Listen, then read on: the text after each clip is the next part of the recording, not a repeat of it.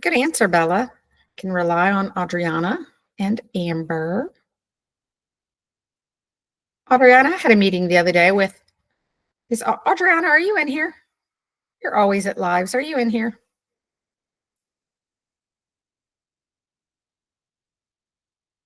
Kindness towards yourself. Adriana is not in here. She's not? She's always at lives. No, she's Probably not. overslept again. Somebody needs to call her and wake her up. She's always at lives. I don't see her.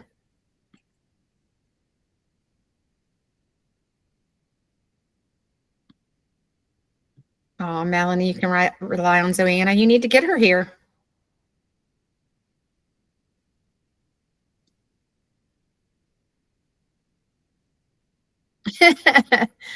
Your mother chose a very good mate to produce an heir. That's a good one, Miles. Miles, you just make me laugh. Practice kindness towards yourself by not being judgmental. Instead, stay calm. I like that. I like that.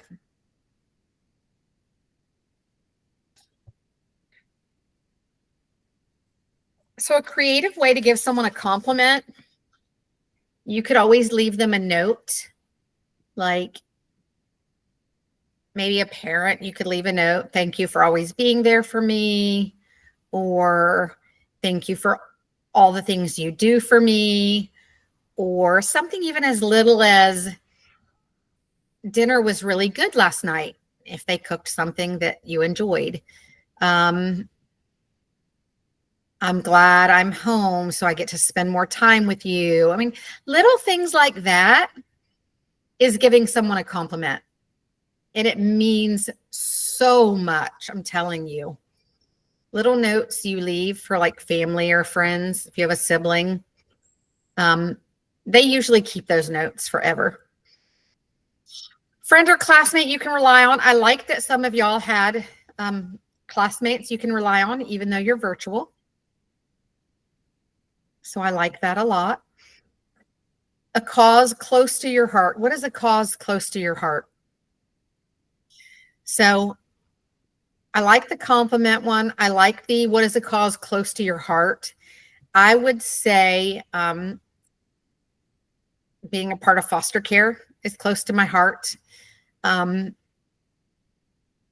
because it's given me the opportunity to give some kids a life that they wouldn't normally have had my husband and I not stepped in to adopt them or love them. And some kids that we've had that went back to their family, they wouldn't be who they are if they hadn't spent that year and a half with us. Like, we changed the trajectory of their life. They came to us from the hospital, spent a year and a half with us, so got a lot of their fundamental learning with us, and then we're able to go back to family. So that's close to my heart.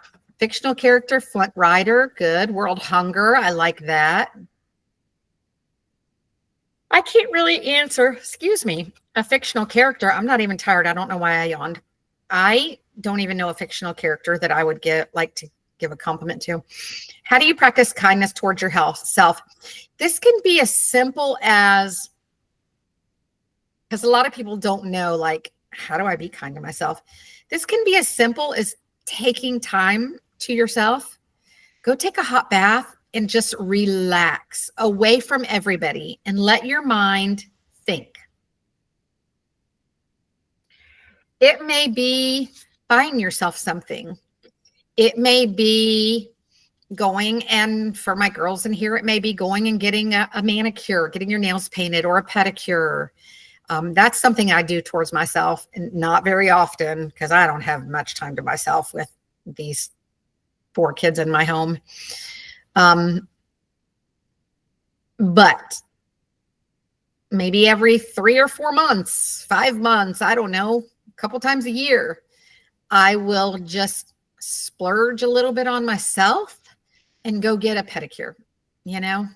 So it's little things, but just kind of try, and I know this is super, super hard, even as kids, teenagers. Yeah, see, Bella, you're kind of like my house. I mean, in total, I have 7 children. 4 are grown and gone, but I have 4 here because I'm raising my grandson. So there's still 4 kids here from 16 all the way down to 2 years old. So, oh, Talia, is that a good thing, Talia, or no? An only child.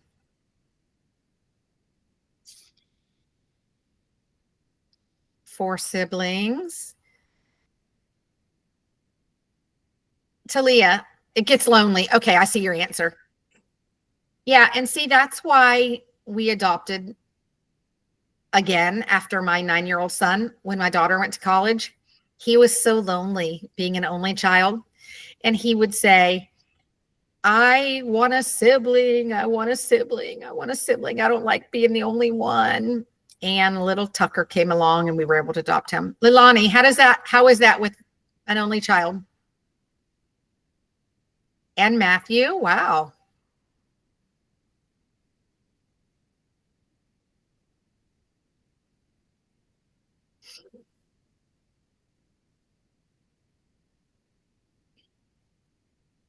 Y'all tell me how it feels to be an only child. I'm not an only child. I have 3 siblings. I've never been an only child.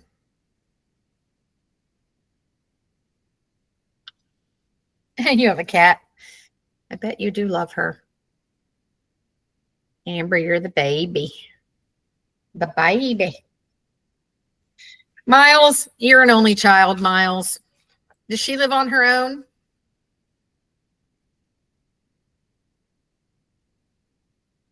Kind of. Okay. Okay, let's move on. That was a lot of different things we could answer. I like this one for today because there was a lot of different things that we could answer. Look, I can answer what friend or classmate can you rely on? Miss, I'm trying to read. Is Adriana in here? She is. Did you call and wake her up? No. Oh, she just got on. Okay. So Adriana, we're saying, what is a creative way to give someone a compliment? And I was, I called you out, but you weren't in here. I called you out to say yesterday I had a meeting, not yesterday. One day this week, I had a meeting with some other teachers and things like that. And Adriana, you were brought up about just what a rock star student you are and how when you come into our room, you always make us smile. So that's a compliment I wanted to give you and let you know that,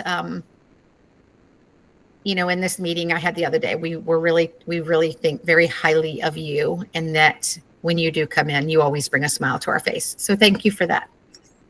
Friend or classmate that you can rely on. I'm going to say Miss Brown, you're a science teacher. She and I are very, very good friends. And she's expecting a baby in February. So when February, she'll go out and she won't come back for, she won't be back until the end of the year. So, but we're very, very close. I help her out in any way I can with, watching her class when she has doctor's appointments or taking things over to her house to help her out with the baby or the baby to be.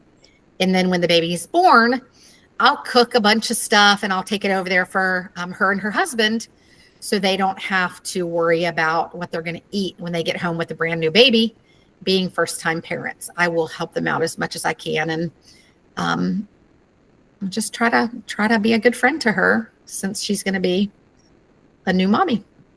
Okay, welcome to 8th grade. We spent a lot of time on that. I apologize, but I think it was really good topics to pick from today. We're working on elements of persuasive writing and rhetorical devices. And y'all are rock stars because you have taken off with Unit 8. I can't keep up with you. As quick as I'm grading, y'all are turning in stuff, and that makes me so, so happy. You're going to roll out on this holiday break, the 2 or 3 weeks off, hopefully with nothing to do because you're really rocking it. I had 0 to grade when I logged off yesterday at 4:30. And this morning when I logged on, I had like 60 again. I've got it back down to 0. So if you've turned anything in, it should be graded. Oh, I just turned 2 assignments in. Oh, then I haven't graded them. Adriana, happy birthday. Everybody tell Adriana happy birthday. Yay. Happy birthday to you. Happy birthday to you. Happy birthday, dear Aubriana. Happy birthday to you. It's a horrible singer, but I sang to you. Okay. Explain the purpose of rhetorical devices, such as analogies and juxtaposition. That's a word I like onomatopoeia. Pacing guide. You can see December 2nd are elements of persuasive writing, including rhetorical devices. And today, oh, Bella, I'm so sorry. That makes me sad. I'm so sorry, Bella. That breaks my heart. That's the hardest thing in the world. Today is Nelson Mandela's inaugural speech. You're just reading a speech and answering questions. If you have any questions about it, just come see me. Lesson 4, logical fallacies. And I put Monday on here because we're going to be comparing 2 persuasive essays. And I just wanted you to see what's coming. Hey, also, there's no classes next week. There's no classes next week because of testing. You're welcome to come see me, but there's no classes next week because of testing. So no live classes, but you're welcome to come see me, Adriana. Okay, let's look at the vocab. We have anecdote, and that is pronounced just like it sounds, just like it's spelled, anecdote. It's a very, very short story. Okay, short story, very quick.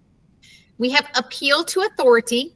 That's where a quotation or opinion of an expert supports an argument.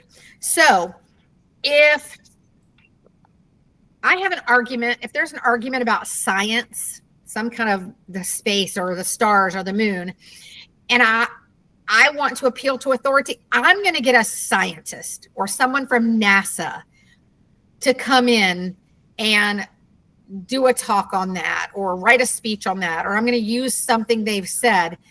Their authority. That's authority. I'm not authority on space or science. Okay. Not at all. Appeal to emotions. That's when we are appealing to the feelings of an audience. Okay. To get them to care about a problem. Okay. To get them to care about a problem. So think about it. I don't want to cut the chat off, friends. Okay. I don't want to cut the chat off on you, but I'm going to have to shortly if we don't get on topic. This is going to be a short class today. I'm not going to keep you to 11. It's going to be very short if I can get through this. Appeal to emotions. Have you ever seen the commercials where they're trying to get you to donate to like the SPCA and they're showing starving dogs, bones sticking out, and they're like, feed an animal, donate to the SPCA. Dogs are going to get put to sleep. They're starving. That's an appeal to your emotions. Hitting you in the gut, hitting you in the heart. That's appealing to your emotions. Yeah, Brayley, you saw that yesterday. And it does work. Adriana, it does work. They're appealing to your emotions to try to raise awareness about a problem or an issue. Appeal to ethics. Ethics are right and wrong. If something's right or wrong, there's like not a black and white. It's one way or the other, right or wrong. There's no gray area. Appealing to an audience's sense of right or wrong by establishing credibility and reliability. If something is credible, it's reliable. Appeal to logic. Using evidence such as facts to persuade you. So all of these appeal to authority, appeal to emotion, appeal to ethics, appeal to logic. Those are all ways someone gets to you when they're having an argument or writing an argument. a persuasive essay. They're going to use one of these to get you to understand. And a claim is the writer's position on a problem or an issue. Okay. You lean one side or the other. We have counter argument. Okay. So Adriana, if we're having an argument, I'm going to say the sky is blue, and Adriana's counter argument is going to be, no, the sky is gray. Okay. A counter argument is she's going to raise an opposing viewpoint. She's going to come back at my argument with something else to prove she's right and I'm not. That's opposing. Juxtaposition, a literary device that points out differences in two or more things. Yeah, like the earth is flat versus the earth is round. Yes. So I may say the earth is round. Mateo, you may have an argument coming back at me, a counter argument, proving that it's flat. Okay? It's okay, Elliot. Inductive reasoning, using facts or examples to arrive at a general conclusion. Commonplace assertion, a statement that many people assume to be true, but it's not necessarily true. And deductive reasoning, we have inductive and deductive, uses a general premise to draw a conclusion about a specific situation. So inductive uses facts or examples. Deductive uses a general idea. What are rhetorical devices? What are rhetorical devices? What are rhetorical devices? Bella? Aren't they like questions that you ask to like get an answer? Or am I thinking something else? So you would be using those for an argument, like, let's see. Let's just see. So rhetorical devices are methods used to enhance, to make better a speech or text. Okay. So we have allusions, aphorisms, call to action, appeals, and rhetorical questions. My rhetorical and questions should be separated. I don't know why it looks like that. That's just awful. So let's look at counter arguments. Counter arguments. We have a writer's position on a problem as a claim.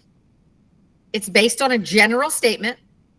Most believe it's true, and it can be supported by evidence. So here we go. A claim that the earth is round.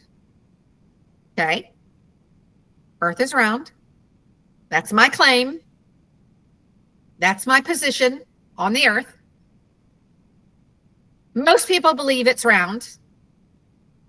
It can be supported by evidence. The counter argument that Mateo was having was that, no, it's not round. It's flat. That would be the counter argument. Okay, let's look at our appeals. Writers use certain appeals to persuade an audience. Writers use certain appeals to persuade an audience. I'm going to cut the chat off for a few minutes because you're too chatty. Okay. The appeal to logic or reason. We already talked about these, but an appeal to logic or reason. If I'm appealing to your logic, your logical sense up here, I'm going to use evidence such as facts or logical reasoning that I can prove. I can prove it. I can show you. If I'm appealing to your emotion, I'm going to use a situation that causes strong feelings about the subject. Again, like I said, it may be where they show shelter pets, trying to get you to donate to the animal shelter. They show shelter pets starving. or a rescue. Okay, so my dog, I'm going to show you my dog right here. I don't have her bed in here. Look at her. She's in the recliner chair, snuggled up to a blanket because I took her bed out of here. It's in my bedroom. I don't know why, because she sleeps on the bed with me. No, I'm going to talk to you about rescue. I'm not going to talk to you about the animal shelter. Cute little itty bitty puppy she is. So the rescue. I kept looking on this rescue site. It's called Saving Hope Rescue. You can look it up. And they always show these dogs being rescued, or an owner turning in a bunch of dogs that they can't take care of. Or if they're going to a house and like maybe this person has 30 dogs and animal control's called in because these dogs aren't being cared for. And this Saving Hope Rescue goes to the house to take all these 30 dogs. Well, it'll show all their different workers going in and taking these dogs out who are starving, and they're mean, and they're dirty, and they're matted. And they show them on their website. You need to get on their website, Saving Hope Rescue. It shows you the worst of the worst situation, and it'll say, they flat out will say on there, donations needed for this dog, donations needed so we can get this dog the proper care and get it a loving home. And people start pouring in the donations for this dog to get vet care. Okay, or maybe a cat or whatever. And it's the rescue's way of getting all this money in. And they'll show, you've got to get onto that website. They'll show all these different cases of, need the shelter, the animal rescue needing money to care for all these different animals. So that would be appeal to emotion. Appeal to ethics. Ethics are right or wrong. So that's when someone makes a statement that uses common standards of right or wrong to try to persuade you. Appeal to authority. It uses opinions, and quotes from experts, famous athletes, or important people to support a claim. So if someone is saying basketball is making a claim that basketball is the best sport, they're going to have experts. They're going to have experts. They're going to have quotes from experts, maybe quotes from Michael Jordan, maybe quotes from Larry Bird. He was around long before y'all were, but famous basketball player. Because they're the experts in the topic of basketball. Okay. We are going to watch a video. We're going to watch this video, and you're going to explain to me or to everyone in here in the chat. You're just going to blow up the chat with which appeal is used in this video. So let me get it. Pay attention to the video, please.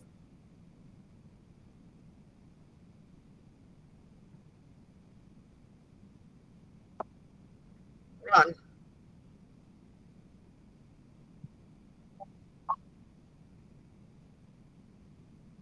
And pathos.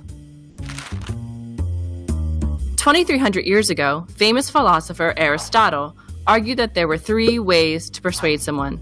And these 3 persuasion appeals are the same modes of persuasion used today by politicians, advertisements, and public speakers alike. The first persuasive appeal is logos, or logical appeal. Logos is persuading by appealing to one's logical side through reason, often through facts, statistics, charts, and graphs. The second persuasive appeal is ethos, or credibility appeal. Ethos is persuading by establishing that the persuader is trustworthy, often through showing where one's information came from or by using an expert or testimonial. The last persuasive appeal, and often the most effective, is pathos, or emotional appeal. Pathos is persuading by appealing to one's emotions and by creating an emotional response, such as sadness or happiness. It is also important to note that good persuaders keep in mind the target audience when using logos, ethos, and pathos. This is called audience awareness. After all, it wouldn't make sense to show a toy commercial during a late-night talk show. In the end, it's important to use a balance of all three persuasive appeals. This will keep your audience engaged while keeping their trust in you. So next time you're aiming to persuade someone, use all three persuasive appeals. Then you can tell everyone you're cool like Aristotle. Okay, that's just a quick review of what logos, ethos, and pathos are. You like Aristotle?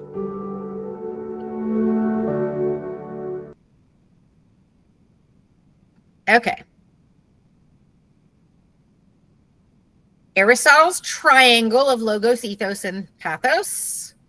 Here we go. A pictorial analysis of the speaking or writing situations. We have the speaker at the top. We have the audience down here and their purpose. Their purpose or subject.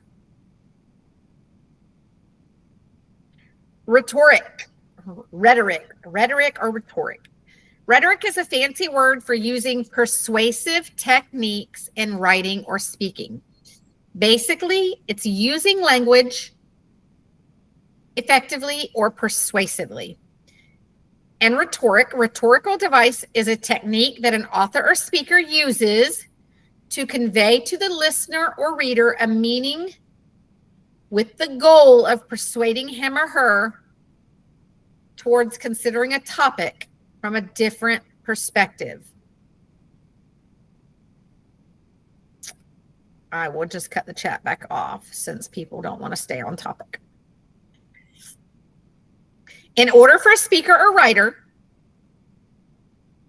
to speak or write, he or she must consider the audience and the purpose. So you're going to be writing a persuasive paper or making a persuasive speech. You have to consider who you are making the speech for and what is the purpose. If you're making a speech for me on homework, is your purpose that there should be more homework, or your purpose is to persuade me that you should not have any homework at all? And obviously virtual, you're not going to have homework unless you're not doing your schoolwork during the day. For example, if you're talking to an elementary school class, your topic, diction, and tone will be different than if you're speaking to a high school class. Another example, when you talk to your friends, your topic, diction, or tone are different than when you talk to your parents or teacher. Because you're not going to say to me, when you're talking to your friends, you may go, bro, what's up? Well, you're not going to come into my class or our class and go, bro, what's up? That's just not how you're going to approach. The speaker uses different approaches to influence the audience's attitude toward the subject. These are the three ways you can appeal to an audience. Logos, logo, think of logic, L-O-G, L-O-G. It refers to any attempt to appeal to the intellect, your intellect up here, brain. Everyday arguments rely heavily on ethos and pathos, but academic arguments rely more on logos. So if you're having an academic argument, it's going to rely on logic. It uses clear and reasonable ideas with proof, maybe even using statistics. The effects of appeal. It evokes a rational response. For example, 9 out of 10 dentists prefer Crest toothpaste. Another example would be if you have a good education, you are more likely to find a good job. I'm not sure why that's cut off either. And then we have pathos. Remember, that's emotions. Emotions. It's related to the word pathetic. Patho, pathetic. Logos, logic. L-O-G, L-O-G. PAT for pathos, PAT for pathetic. Sympathy, empathy, both of them have PATH in it. Whenever you accept a claim based on how it makes you feel without analyzing or studying the rationale behind the claim, you're acting on pathos. You're acting on your emotions. As the writer or speaker, you try to appeal to emotions. So if I work for a rescue, I am going to try to appeal to your emotions.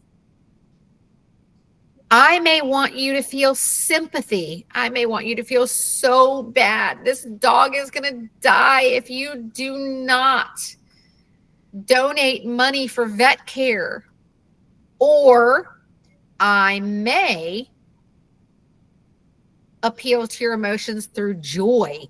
I may show you a dog or a cat who got veterinary care, and now that cat or dog is in the best loving family because I wanted you to donate to the next animal that I'm going to ask you to help with. So I'm going to show you how this one survived due to your donations and your sympathy and empathy. So let's get this next animal a loving home. Effects of that appeal: it evokes a personal emotional response from you. The commercials about the starving children or the dogs use pathos to appeal to your emotions, helping to persuade you to believe in my purpose of rescuing animals, even though I don't. And then we have ethos. So that's ethical, ETH, ETH. Think of that. All of them you can relate. Logos, LOG, logic. Pathos, PATH. Empathy, sympathy. And ethos, ethical. Is something right or wrong? So ethos refers to the trustworthiness of the speaker. So an effective persuasive strategy, when we believe that the speaker does not intend to do us harm, we will more likely listen to them. However, the person must be qualified to give the speech. So am I qualified to give a speech about science and the moon?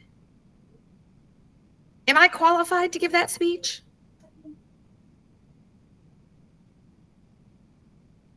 In the chat, yes or no, am I qualified to give a speech about the moon and science? Absolutely not. Absolutely not. I cannot teach science. I'm not a science teacher. I do sub for science sometimes. Well, I just cover her class. I don't sub. No.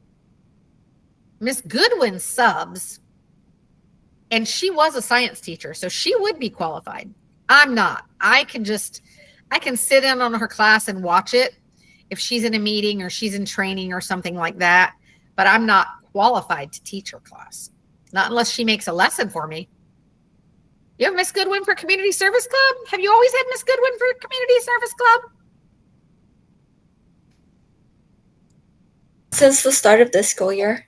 I didn't know that. She's working up at the high school level now, not down with us here anymore at middle school. So I didn't know that.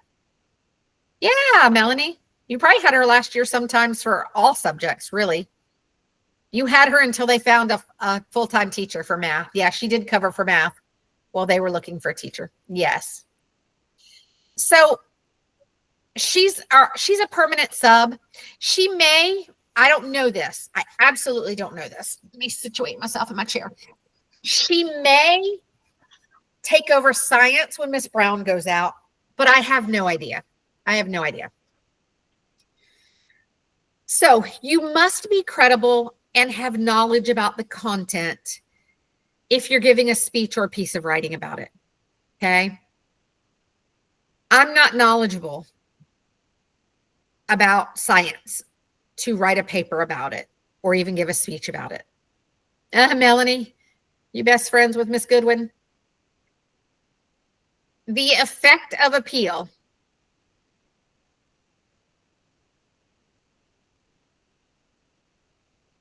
What do you mean it's not?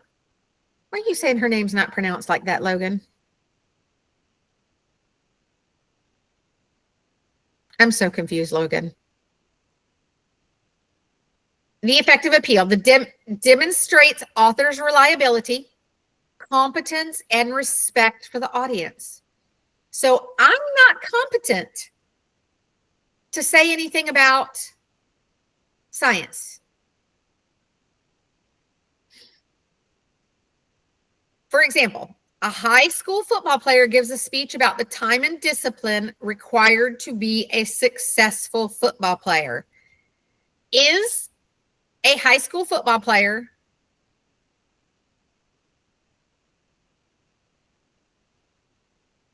a good person to give a speech about the time and discipline required to be a successful football player?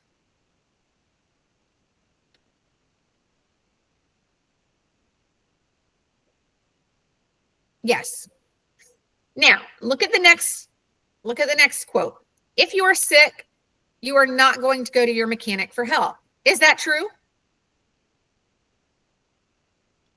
Is it true? If you're sick, you're not going to go to a mechanic for help. What can a mechanic help? Your sick car. Yes, your sick car, but not your sick person, not your sick body. Sick truck, sick car. Yes. And I believe this is the last one. Persuasive techniques. Remember, logos, logic, pathos, sympathy, empathy, emotions, and then ethos, ethics, right or wrong. Ethics are right or wrong, whether something's right or wrong. No live classes next week for middle school. That's in science, that's in social studies, that's in ELA, that's in math.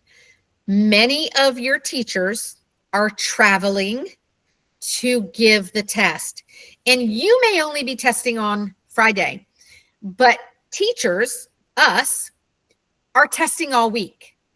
So Monday is a travel day. So I used to have to travel to Waco. Right. You're only testing on Friday. But high school people are testing Tuesday, Wednesday, Thursday. And even though we're middle school teachers, we still go and give the state tests to the high school.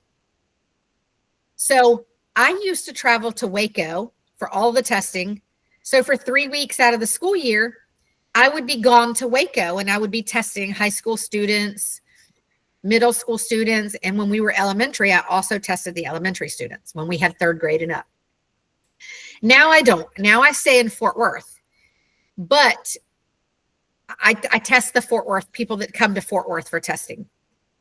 And Katie, yes, you live Houston area. So I'm not testing next week. I will be here. But Miss Cates, Miss Snipes, they may be testing. Miss Brown's not testing either. She will be here. But there are no live classes because all of the teachers are traveling on Monday to wherever they have to travel. And then Tuesday through Friday, they're testing. So everyone understands that. Don't come to my class Monday for class because there will just be a sign up like this saying no live classes this week. Send me an email if you need help. Okay, that is it. Have a great week. I believe in you. If you need me, I'm here. You are free to leave. Yes, Miles. For the second one, the appeal to emotion, what was it? Polos? Isn't that Pathos. Huh? Pathos. Pathos. Isn't that just another form of manipulation? I think it is. They're kind of manipulating you into feeling sorry. Bye, Miss Wetter. Have a good rest of your day. Thank you. You as well, Amber. Happy birthday, Shiloh. You came in late. I sang happy birthday.